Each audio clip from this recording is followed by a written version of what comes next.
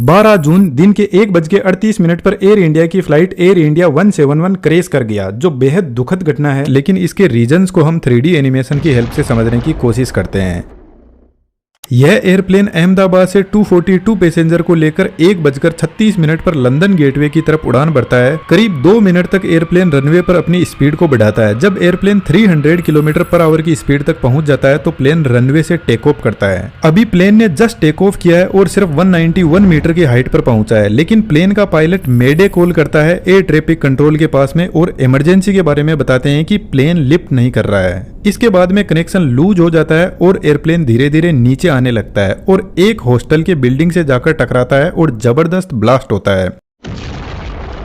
Out of 242 passenger 241 की जान चली गई, बाकी सिविलियंस भी इसमें मारे गए। इस वीडियो की रिकॉर्डिंग के टाइम तक कंफर्म नहीं हुआ है कि कितने लोगों की इसमें जान गई है, लेकिन ब्लास्ट बहुत जबरदस्त था। एयर इंडिया का बोइंग 7878 ड्रीम लाइनर एयरप्लेन काफी लंबी दूरी तय करने वाला था, अहमदाबाद से लेकर लंदन गेटवे की तरफ। तो इसके अंदर फ्यूल टैंक को फुल कर दिया गया। इसके फ्यूल टैंक की कैपेसिटी लगभग 1,26,000 लीटर की है। बेसिकली एयरक्राफ्ट का फ्यूल इसके विंग में ही भरा रहता है और विंग पर ही इंजन लगे रहते हैं। तो जब एयरक्राफ्ट ने उड़ना शुरू किया तो सिर्फ 2 ही मिनट इसने फ्यूल की खपत की और जैसे ही यह ग्राउंड पर आकर स्ट्राइक करता है तो इसमें बचा हुआ फ्यूल जबरदस्त आग पकड़ लेता है, जो एक बड़े धमाके का रीजन बनता है। अभी हमारे पास में कंफर्म न्यूज नहीं है इसके क्रैश के रीजंस की, लेकिन जब एयरप्लेन नीचे आने लगा तो लोगों ने देखा कि इसके इंजन में कहीं पर भी कोई आग नहीं लगी हुई थी, वह परफेक्टली काम कर रहे थे। लेकिन जब भी किसी फ्लाइट का इंजन फेल होता है तो इंजन पीछे की तरफ भयंकर आग को फेंकने लगता है, जिसको अभी हम आगे समझेंगे। लेकिन सबसे पहले हम पॉसिबल रीजंस को समझने की कोशिश करते हैं। फिलहाल जैसे एयरप्लेन रनवे पर खड़ा है, एयरप्लेन के यह विंग्स है और विंग के पीछे साइड में आप देखोगे फ्लैप्स लगे हुए हैं, जो कुछ इस तरीके से एडजस्ट होते हैं और आगे की तरफ लगे हुए स्लेट्स यह भी अपने एंगल को एडजस्ट कर सकते हैं और यही एयरक्राफ्ट को टेक ऑफ और लैंड करवाते हैं। जब इंजन स्टार्ट होता है तो यह आगे से हवा को खींचता है और पीछे की तरफ हाई स्पीड में फेंकने लगता है, जिसकी वजह से एयरक्राफ्ट को आगे की तरफ थ्रस्ट लगेगा और एयरप्लेन रनवे पर दौड़ने लगेगा। लेकिन यह जो कंडीशन है इसमें सिर्फ इंजन की पावर से एयरप्लेन आगे बढ़ रहा है। यदि हमने फ्लैप्स और स्लेट्स को एक्टिवेट नहीं किया तो एयरप्लेन सिर्फ रनवे पर चलता रहेगा, टेक ऑफ ही नहीं कर पाएगा। लेकिन जैसे ही पायलट फ्लैप के एंगल को बढ़ाते हैं, एयरप्लेन धीरे धीरे टेक ऑफ करने लगेगा। इसके पीछे सबसे बड़ा रीजन है इनकी डिजाइन, जो एयरफॉइल मैकेनिज्म को फॉलो करती है। जैसे यह एक एयरफॉइल मैकेनिज्म है, जब हवा इससे टकराती है तो कुछ इस तरीके से आगे निकल जाती है, लेकिन जब हम इसका एंगल बढ़ाते हैं तो अब आप देखोगे कि यह एयरफॉइल के इस पॉइंट पर हवा का जो प्रेशर है वह ज्यादा लगने लगेगा और ऊपर से जो हवा जा रही है वह सीधी निकल जाएगी। तो